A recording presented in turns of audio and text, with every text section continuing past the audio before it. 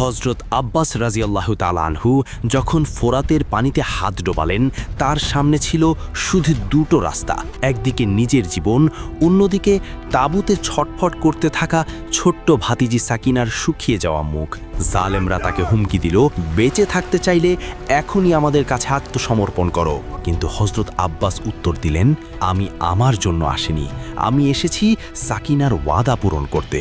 যতক্ষণ আমার শরীরে রক্ত আছে আমি হার মানব না। পানিটা তিনি মুখে তুলেও ফেলে দিলেন। মনে পড়ে গেল সাকিনা, আলিয়াসগর সবাই পিপাসায় কেমন করছে। নিজের আগে তিনি পরিবারের কথা ভাবলেন। পানি নিয়ে ফেরার পথে কাফেররা তার উপর হামলে পড়ল, তীর ছুঁড়ে 2 হাত কেটে দিল।